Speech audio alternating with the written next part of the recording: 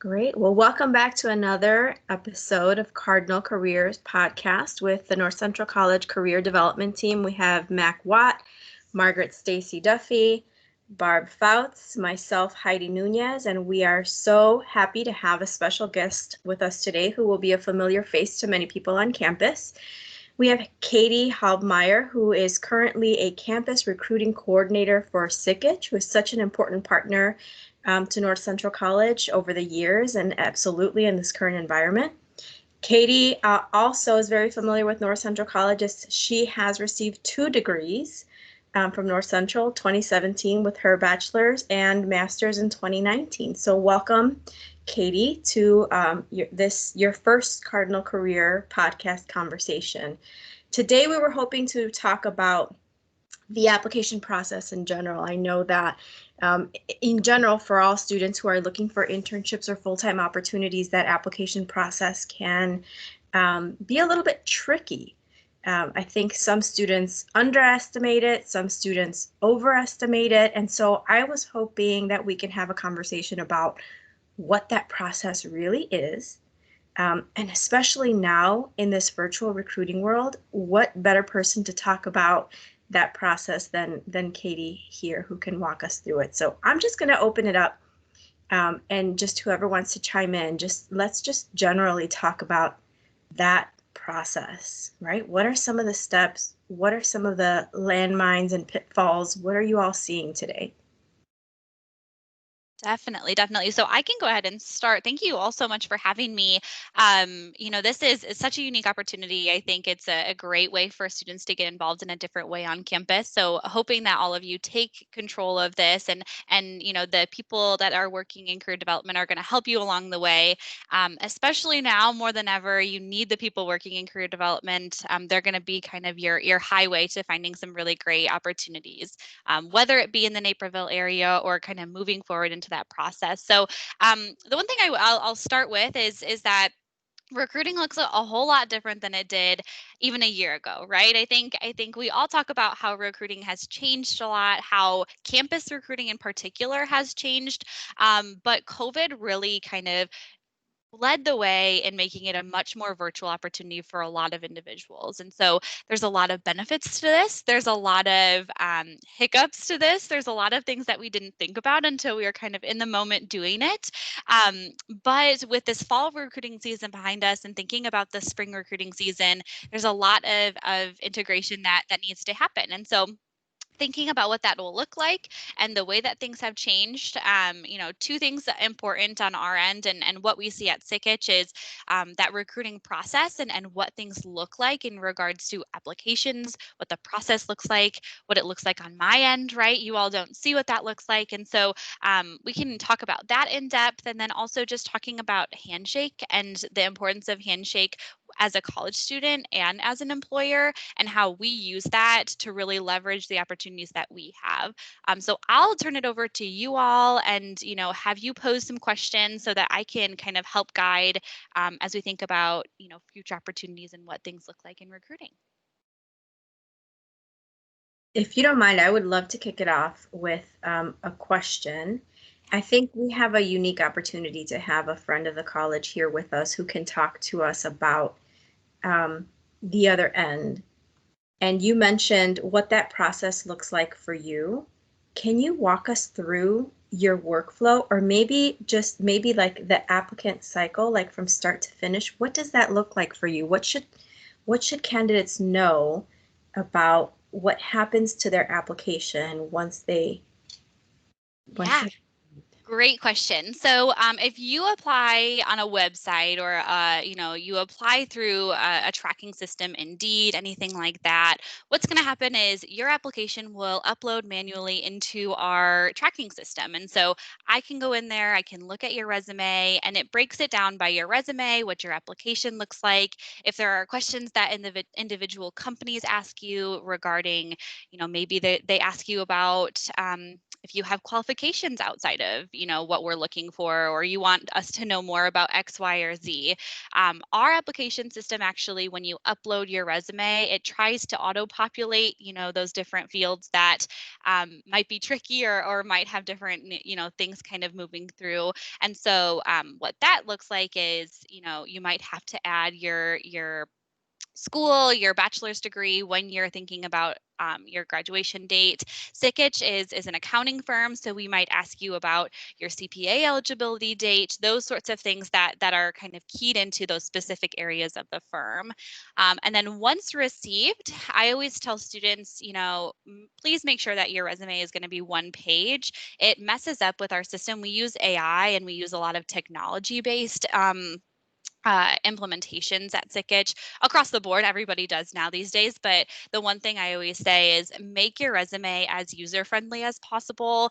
No, no pictures of yourself, no extra information, just really, have it very, very user friendly, because when it loads up into that system, I can't manually go in and see, oh gosh, this doesn't look right, but I'm not sure why, or this is uploaded strange, but it's because it's a PDF, those sorts of things. So I always encourage students on that end to also, and this is one of those tips that I give people, but not a lot of, I don't know if they use it or not, but sometimes with the applicant tracking systems, we have issues with the .edu email address.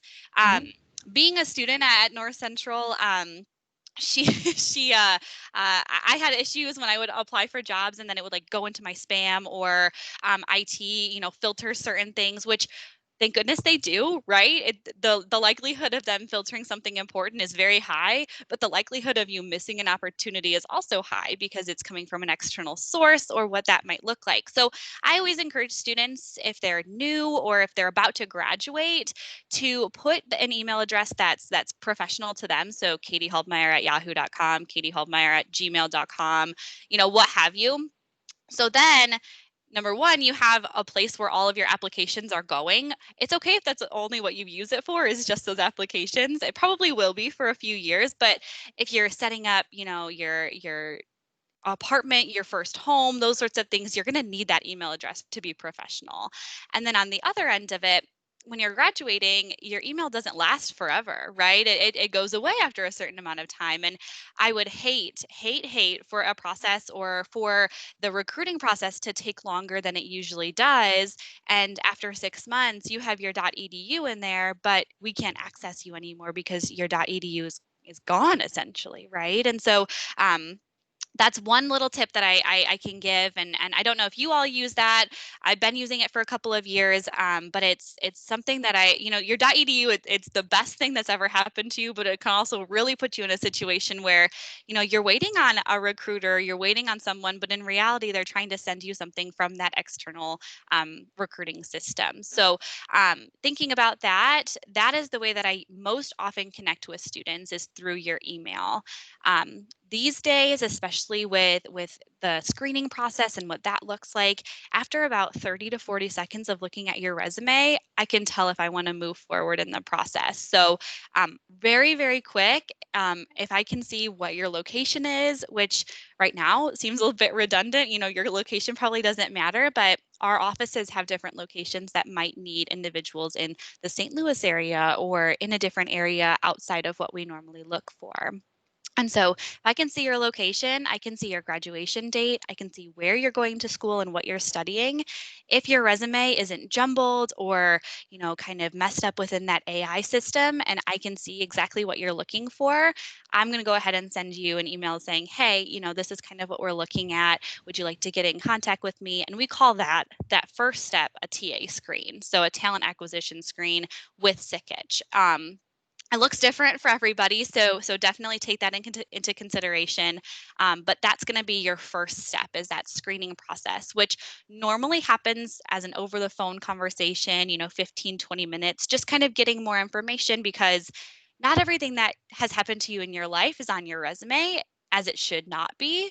But, learning about what that looks like and learning about you as an individual and what you're wanting from us is so important. And so that first screen normally is a phone call, but we've actually changed our process here at SickItch. So that first screen is actually going to be, how you and I are having a conversation right now. I schedule everything on Microsoft Teams. Even if it's a 10-minute conversation with a student, I want them to be able to see my face and recognize me and know that I'm not some auto-generated person that's kind of doing these background things. I want to make that connection so that they have a face at SickItch, regardless of whether they'll ever be in the office or not. Um, After that, dependent upon the season, so if it's really heavy recruiting season, so if you think like the fall, those sorts of things, we have interview days. So it's set up where individuals will go through my first process and then you'll go through an interview day with us. Usually I tell students to block out, 2 to 3 hours worth of time. Not that it ever goes 3 hours, but I want to make sure they have enough time to decompress afterwards. It's a lot of information and a lot of talking. And all of us know, if you're on a call for more than an hour, your brain kind of starts to kind of revert, right? And we want to make sure that we give them enough time. So they'll meet with individuals across the firm. We're really diversifying our process at SickItch. And so they'll meet with a lot of individuals, managers, directors, partner level individuals. And then they'll meet with an individual on our talent acquisition team to do a behavioral interview. So questions about, who they are, how they have gotten to this point, you know, um, especially now more than ever, now that we're not meeting in person and we can't figure out someone's demeanor straight from, having a conversation across the table. It's important to be able to weed those out and know, this person's a little bit more extroverted. Maybe they need to be on a different team, those sorts of things. So I take all of that into consideration when we think about our interns. And then after that, we might have a final interview process, but most often, usually between 2 to 3 weeks after that initial call is when you're going to get a call from the recruiter saying, we'd like to move forward in the process. We're going to send you documents, those sorts of things. So overall, I know that's a whole bunch of stuff and a lot of information, but I would say expect the process, especially during a peak recruitment season, thinking about the fall and the spring, to be about 4 to 6 weeks. So don't get frustrated if you don't hear right away. Remember, on the back end, sometimes there's only one recruiter at SickItch. So at SickItch, I'm the campus recruiter. So I'm the only one weeding through all of those resumes, going to all of the events, right? There's a lot of things going on the back end that sometimes you don't see. And so maybe I have 8 or 9 events in one week, and then I'm also on the back end looking at those applicants and thinking about who needs to be going through those processes. So really important to note that it might not be quick, but you can also reach out to the recruiter or reach out to individuals or start looking on LinkedIn and making those connections to individuals at SickItch, because most of the time you're going to find the person that you need to talk to, but you also might already have a connection at SickItch or at whatever firm you want to be at, and somebody might be able to help you get into that process a little bit faster. I'm not going to say it's never going to be, the quickest process ever, because it will just take time. But just know, the reward at the end is going to be a lot more grand when you have those connections, when you make that an opportunity, and you do more than just apply to one job, right? But on the back end of that, you want to make sure that especially during peak recruiting season. So North Central participates in a lot of different large events, right? In the fall and in the spring, we do all these large events with different schools. Have a list of individual firms that you would really love to have an internship with, or do some research on 5 or 10 firms and have those lists. It was helpful to me when I was in college to have those. I wanted a certain area, or maybe I wanted to go to a certain grad school, and I had lists. But I had a list of individual firms that I might want to be a part of. I didn't have, my number one firm. And if I didn't get that one firm, I would be super upset, because, having that internship and getting that experience is much more than just being at a large firm right from the get-go, right? And talk to individuals. I know for me in particular, I love being able to have one-on-one conversations with students about what SickItch can do for you outside of just, that one-off process. And so take the opportunity. It looks different these days, right? But it is important to do those one-on-one conversations, whether that's just signing up for a one-on-one on Handshake when, North Central has their own career fair, or maybe it's, signing up for a group session, or, doing those sorts of things, making the most of where you're at, and using this environment to really capitalize on that, and do more intense research than just, mass applications. Katie, I think you gave us so much to I know my head is spinning with a lot of questions that I want to ask, just anticipating the different types of questions that I know students would ask, but I want to make sure that others have an opportunity to ask questions too.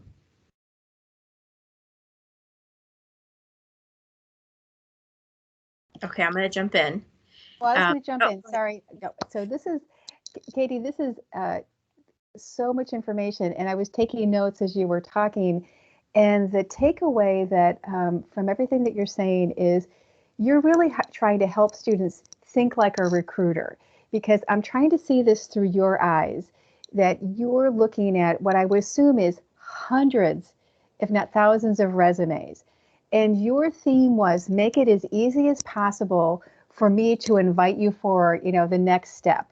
And so I have sort of a couple of questions. So one of the things that we've moved away from on resumes is having an objective, but I'm also hearing that you're looking for very specific information. So this may be industry specific. So my first question is, would you recommend students using an objective to make it easier for you to see what they're looking for and what they want? Yeah, great question. I think that it's a bit industry specific. So, Mm-hmm. If you're going to be applying for a very general, any sort of internship, maybe I'm trying to think outside of accounting and technology, but something more general, add that objective in just to help them. But if you are an accounting student, or you are looking for an audit internship, or you are looking for a finance internship, not necessary. You're taking up extra room on that resume where you could maybe put that you're a president of a club, or you are part of an organization, or you do volunteer work, those sorts of things. For Stickage in particular, when you're applying for internships, you'll apply for a tax specific internship, an audit specific internship, technology specific internship. So I'll know from the get go, this is what you're looking for. The helpful part about in-person career fairs was if I met a student and they were like, I'm not quite sure yet, I'm not sure where I'm kind of looking, then I can talk to them and say, we've got X options for you. Are you more of a people person? Do you want to be out on engagements talking with clients? Do you want to do the back work? What does that look like? And so if they're going to be participating in a career fair beforehand and meeting with me, I don't particularly look at the objective, if I'm being quite honest. However, if we don't have that immediate connection, and they might be, I always say applying blind, right? If they're kind of just applying on the website and not meeting with me at X, Y, or Z, then maybe that's when the objective is needed, where they need to explain a little bit more as to why this is important. The one thing I will say with caution on those objectives is they do become a bit vanilla, I guess you can say. Everybody is a hardworking student, right? Everybody claims to be organized. Everybody, does X, Y, or Z. So I think you guys are on the right track, kind of just mixing that and making it more personal. Because sometimes students don't realize that firms are looking for, things you do outside of the classroom. Stickage in particular, we do look for, very specific things regarding your career pathing and what you're majoring in. But more now than ever, we look at your volunteer experience, what you're doing outside of the classroom. That 4.0 looks amazing, but what are you doing when you're not sitting in class, right? Or when you're not doing those sorts of things? And how are you building yourself professionally? So that's a huge area. And if you can save 2 or 3 lines on your resume, it sounds really crazy, but save those 2 or 3 lines from that objective and just move forward and add what you need, or what can help you, kind of secure that spot. Thank you. That's really helpful. You also answered my second question, and, and that was something we also hear from students is they tend to downplay their experience outside of the classroom, particularly with a part-time job, volunteer experiences, even student leadership. And you have been really clear that that is something that you're looking for. So I just wanted to reinforce that even though you're looking at that resume for 30 to 40 seconds, you're scanning for a student who can sort of articulate their skills, what they've gained from a part-time job, whether or not that's in retail or food service, that they're going to be able to translate to your industry. So it all matters, is what you're saying. Yes, Yeah. yes. And you make a really great point. I think especially for students looking for their first internship, or, maybe they're looking for something outside of what they're doing, for part-time work, like what you said. I think it's really important to note that even if you're looking for what feels very high caliber as an internship, often uses the skills that you're developing in class or in your part-time job or in your summer job. If you're, there are so many things that you can be doing. I just had a conversation with a student the other day. I was participating in a conference, and she was asking me how she can capitalize on the small experiences that she had. And her resume looked very, very, it was great. It didn't have a ton, but that's okay too. White space is totally fine. But she had held a job since she was 16. It was part time, but she was able to, kind of level up in that job, and she got a promotion when she was 18. But because she was working part time, and she really didn't feel as though it was, the job she needed to get an internship, I tried to explain to her, in this part-time position that you're doing, I'll give myself as an example. I worked at the YMCA when I was younger and in high school. And when I got to college, I was like, oh my gosh, no one cares about this. No one, it doesn't matter. I was just doing it for, extra money in high school. But then I realized that it was developing my leadership skills. It was developing my relationship skills with individuals. It was the first time I ever had written professional emails, those sorts of things that you don't think about because it's so, easy for us to do these days. But thinking about, that job that you're working in college part-time with you all, maybe you have part-time student workers, or I worked in conference services when I was at North Central, and I was like, oh, these, this is just an extra job for me. But really it's helping you create relationships and opportunities. And I'm sure if a student came in with just one part-time position with you all, you could help them get their resume to show, what those skills have developed or what they do. So if anything, if you're stuck or you're confused, you guys are a great team, and you guys can help them, really integrate what that'll look like. Because any experience is good experience, and use that because, everybody has something to talk about.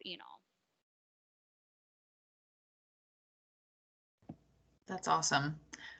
I'd love to jump in. Is that okay, Heidi? I know you were about to say something. So something going back to kind of you talking about the cycle, Katie, I think something that struck me, and it reiterated something that's come up with some students, was that it's not a quick process, and it's actually got so many layers of, thinking about now from the student's perspective of the cycle that you told. You're working on your application materials, you're editing your resume, tailoring it, potentially writing a cover letter, then actually meeting that deadline, making sure you get your materials in, then you're checking your email regularly, waiting for that initial screening, and then if you make it through the next cycle, then you're preparing and researching and getting ready for that interview, and then potentially thinking about a student might be going through a couple of those cycles at different times, layered. And so that can be a lot. I think kind of those two pieces of the time that it takes, and then also the nature of keeping yourself organized with, okay, if you have a deadline for an application due, if you're a student, deadline application due 2 weeks from now, but you also have an interview the week after that, and like thinking about how to organize yourself. And I'm wondering if that's something that's been on my mind, thinking about how to support students to keep themselves on the ball, not overextending themselves. Wondering if folks have thoughts on that, of how to coach students or recommendations for students, kind of thinking about those two pieces. Yeah, that's a great question. I think it's so hard. For both ends. I've been on both ends, so I can say it's hard both ways, right? You're a student, you've made your resume the best that it can be, and you apply, and then it's crickets, right? And you're like, oh my gosh, this is taking so long. 2 days feels like 2 weeks as we think about what that process looks like. My patience level as a regular human being isn't great to begin with. So when I was doing the job process, it was really hard for me. And so I think part of it is just instilling in them, it's not a 24-hour process. It's going to take time. It's going to take more than just you applying, right? The back end of what the employers or the recruiters are seeing looks different. Encouraging them to do that you apply, and maybe for example, maybe SICKITch is your number one and you really, really want SICKITch as your number one. So maybe you apply in the fall because SICKITch has applications in January, and that's when you want to do your internship. And you kind of go through that process and you apply first, and instead of waiting to meet with us at a career fair. But maybe you see SICKITch's name on a career fair that you're going to be attending, or maybe you see SICKITch on something on Handshake or something like that.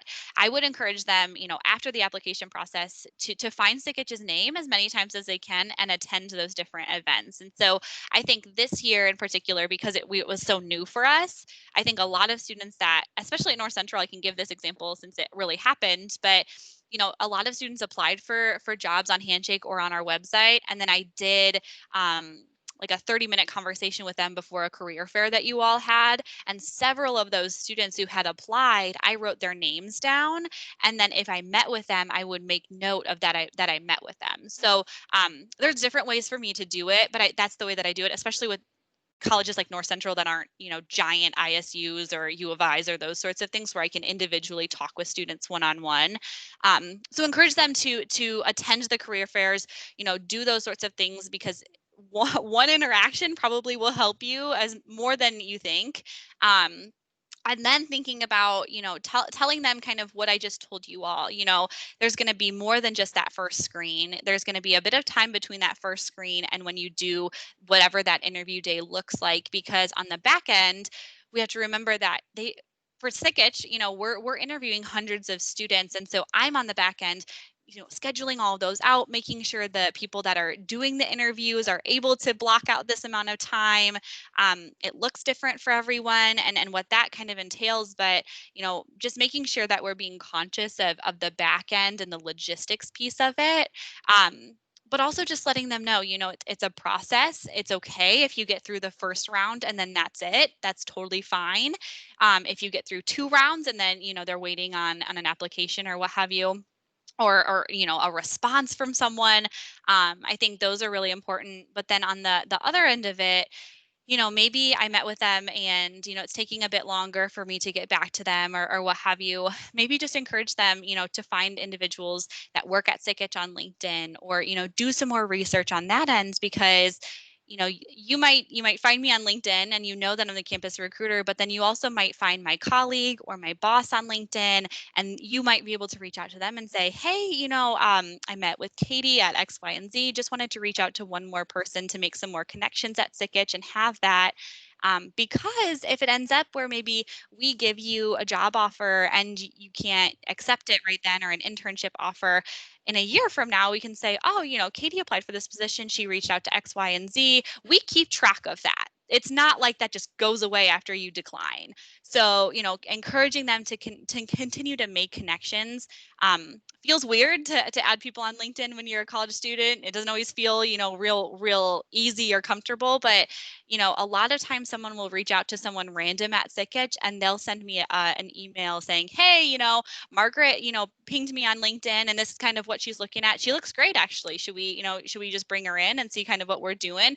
Those sorts of things. So, building that external relationship is so important, and just knowing that it's going to take longer than 2 days, but just to continue to do your research, to have the background to apply for other positions, have that as your catch-all when you think about what that's going to look like, because it's going to be a test of your patience. It's going to be a feel like a long process, but more often than not, in particular, you'll have and yield good results if you are very tactical and you work towards what you're wanting.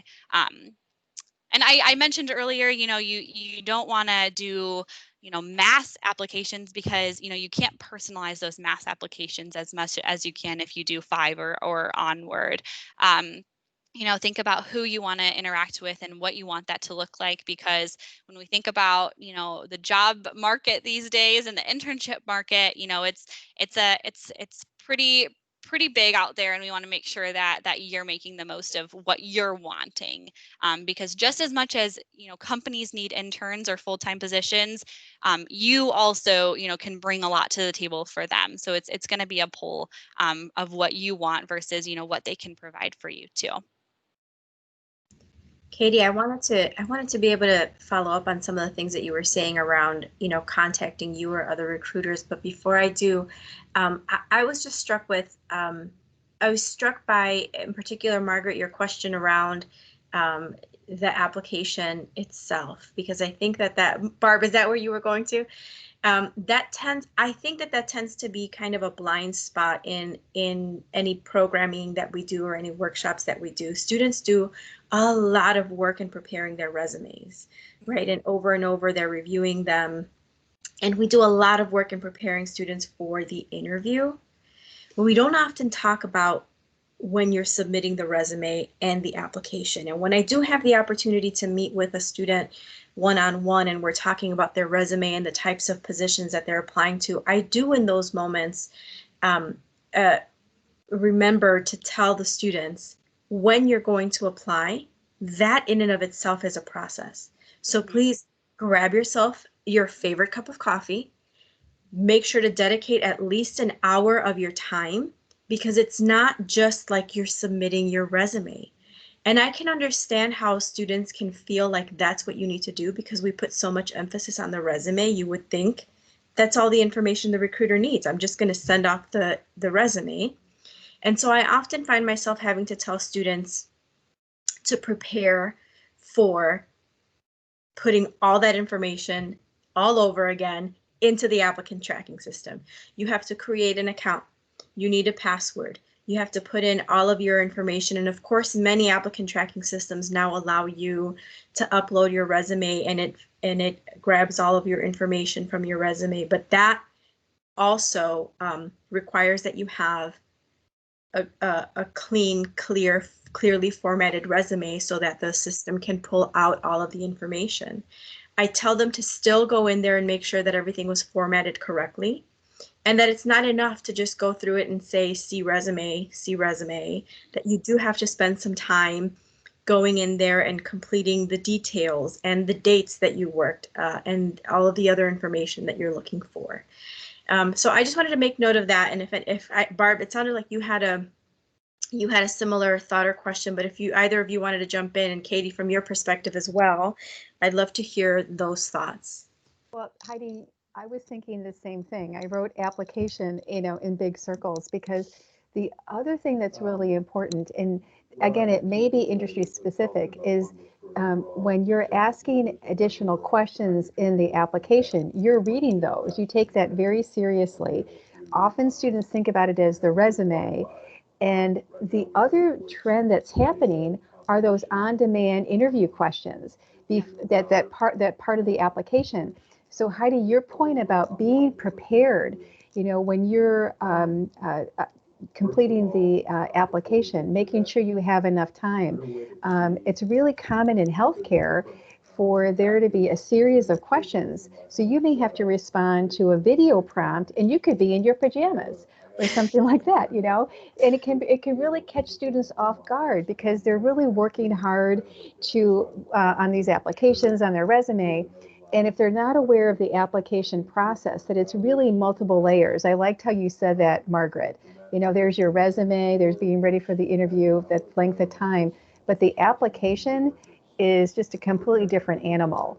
And knowing that you need to be prepared and take the time to do it, I think is really a wonderful tip for students.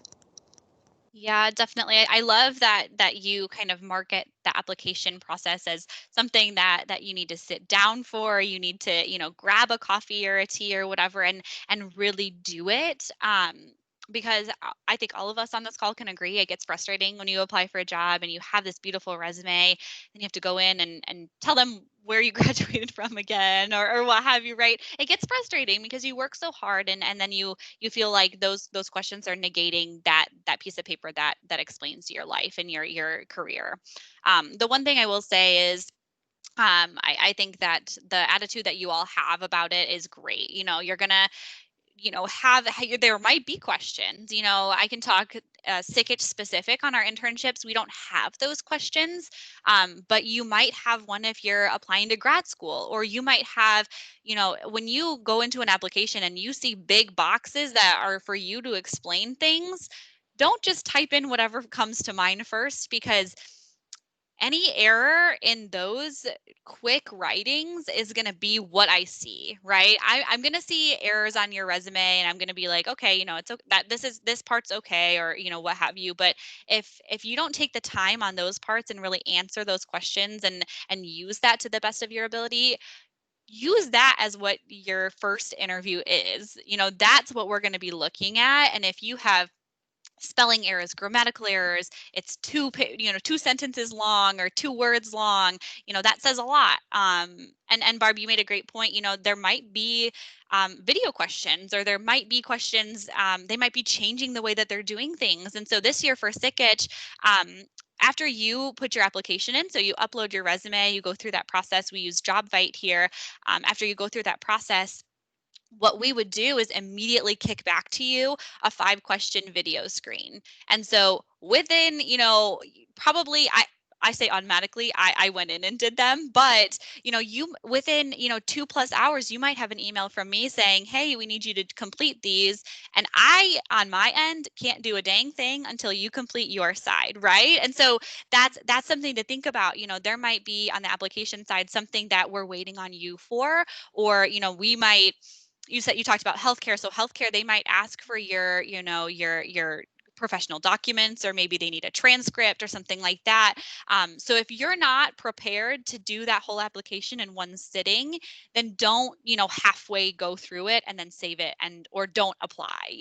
Make sure you're making a consistent effort, and maybe you go in and you see the questions that need to be answered, and maybe you type them out later and figure out if it looks good, or what have you. But in that process, it's important to note, and I think for SICH in particular, with that video screen, it's a one and done sort of deal. You don't get to go and redo your video. And so, if you mess up, or if someone walks in on you while you're doing it, like there's not a second chance, right? And we went back and forth on what that would look like for us, but we gave everybody clear instruction that 5 questions, 2 minutes each, that's it. You get one chance, because if we think about the manpower, it's just me, and sometimes I get one other recruiter, so I don't have the luxury of looking through your 3 entries into this video. You get the one shot. It probably seems a bit cutthroat now that I'm explaining it, but it is what it is. One of the things that we think about. And SICH is a top accounting firm, but we're not a Big Four, and Big Four has even more intense processes and what that looks like. So know what you're getting into. I also have a recommendation for individuals looking for internships. A lot of our interns this year are kind of going through a new process with us. We have a new internship program called SICH Scholars. It's a whole new process for us across the board. And a lot of the interns that started with us yesterday actually reached out to previous interns. So on LinkedIn, on Handshake, they asked for phone numbers. They reached out to previous interns to ask them what the process looked like on the back end. What did the interview process look for you? What did this look like for you? I do provide some of that to some of the schools. So if North Central is looking for wanting a list of the SICH interns so that we can pair or whatever, that's something to think about too. If there's one, if you want to be at EY, or if you want to be at Northwestern, or what have you, across the board, if that's what you're looking for, find someone who's gone through the process and ask them the hard questions. What does this look like? What mattered in your application process? What didn't matter? What did it look like? Especially someone who was an intern in 2020. What did that look like, right? Did we continue the internship? Did we not? How did they treat us? Those sorts of things.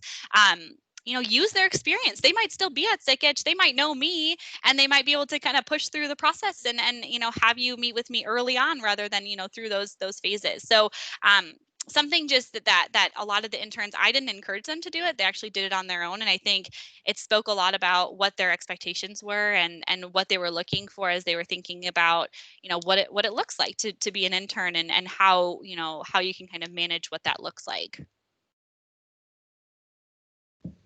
Thanks, Katie. Those are all really great points. I wanted to touch on the connections before we run out of time here.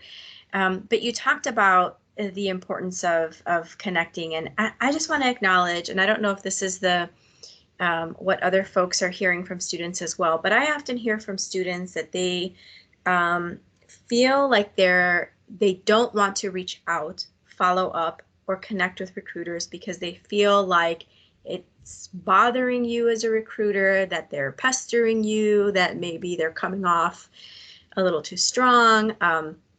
And so I just wanted to ask the question about follow-up, right? What is appropriate follow-up from your perspective from a candidate that's gone through the process? And what would you say is an appropriate kind of initial contact? You gave a good example early on where you said reach out to somebody on LinkedIn and say, hey, I met with Katie and I wanted to make one additional connection. I think that sounds completely fair and an easy way to approach the conversation. But let's talk about follow-up in particular. What's an appropriate, sometimes students will ask for a formula, right? Like how many days after the interview can I follow up? Right? Yeah, that's great. Yeah, there's different minds, there's lots of different ways to go about it. I think the one thing that you talked about that I think it's important to acknowledge is following up with a recruiter is consider it part of your job as an applicant. Consider that part of that checklist of things that you're doing. I would tell you, I get a lot of, emails thanking me, but it means a lot to be thanked for something that's part of your job, right? Like everybody likes to be thanked, but I take that into consideration. Whether it's you emailing me, personally in my SickEdge email, if I give it to you, or if you reach out to me on LinkedIn and say, hey, we just met at, the Cardinal Career Fair. I'd love to stay in contact with you.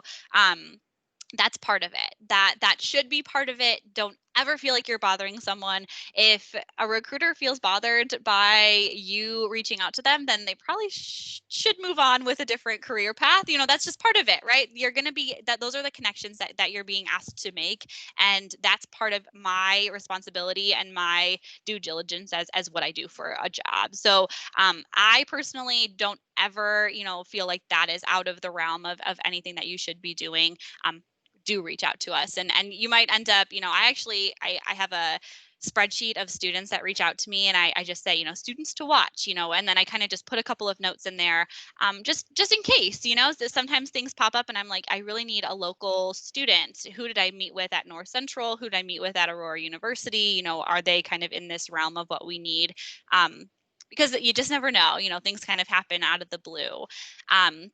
Couple of other things. I always say, especially if we're talking initial conversation, if we're at a career fair or something like that, I say follow up. If the career fair ends before 5:00, follow up that day.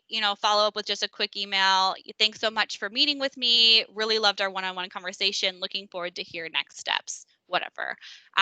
Do that. But if it ends like after 8:00, my inbox fills up so fast that the next morning I'm not going to be able to see your thank you email. I'm going to be seeing emails from my boss, from the partners, those sorts of things. So wait till the next morning.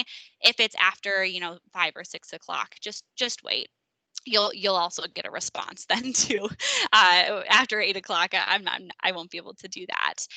And then if you think about if it's an actual interview, like if you're screening with me or if you're going through that TA process, right? Like I talked about, follow up with me 1 to 2 days after you do the initial screen or you do those initial conversations. It's a nice refresher. It's kind of like a tap on the shoulder. Thanks so much for meeting with me. Looking forward to hearing from you, or ask a question, what can I expect for next steps? Those sorts of things. because the recruiter knows the next steps, right? Like they know it, and they might have talked to you in the interview about it, but they might not have. And then if you're participating in an actual career day or an interview day, like I was talking about at Sikich, give it 3 to 5 days. Especially with those big interviews, there's so much influx of things happening and moving pieces. At Sikich, we try to get a lot of our offers out within a few days afterwards. So, follow up if you haven't heard anything. But just know, they're making those decisions, and they're trying to kind of expedite the process. I will say, when I started looking for a job, I would send out, physical thank you cards, and I would send them to them. Because of how fast things work sometimes, especially this last year or 2 years ago when I was applying, I wrote thank you cards, and I had already talked to the recruiter afterwards, and I didn't get the job, or I did get the offer, and I was like, oh shoot, maybe I should have just done an email instead.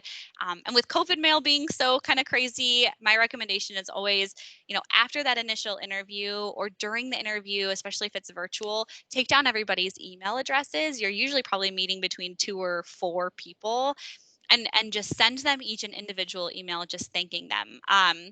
So many times this past year, especially being virtual, individual students would send emails to the partner that they met with or the director they met with, and that they would forward that straight over to me and say, hey, this was so nice to receive from them. They included their resume again if they updated it.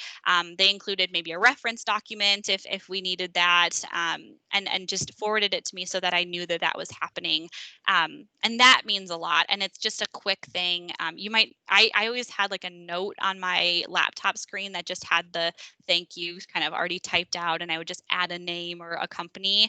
And that's just a really easy way to say thank you for your time, because regardless, you're using a lot of your time doing these interviews, and the interviewees are using their time. So regardless, thank you goes a long way. And especially, Sikich, especially, we take that into consideration too. So hopefully that'll help some of those analytical minded people with the 2 days, the 4 days, 5 days. But yeah, if anything, just know following up with a recruiter should never feel like uncomfortable or like a chore or anything like that. Do it, follow up with them. If you don't hear back from them, that's fine, but at least you followed up with them so that you made the opportunity on your end kind of an open-ended opportunity.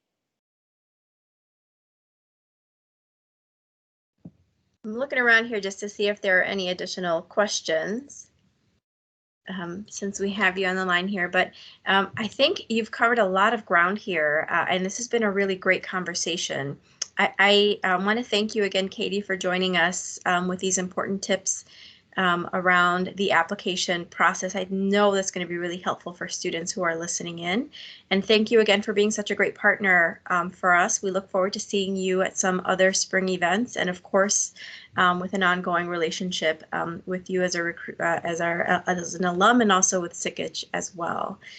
So thanks again. I hope you have a great rest of the day. Thank you all so much for having me. And I always love helping North Central any way that I can. So if anybody hears anything that I talked about today and wants more information, Margaret, I know that you have my direct email at Sikich. So feel free if there's anything that I can do or help with along the way. Always here to be able to provide that for you guys. Great. Thank you so much, Katie. You bet. Bye.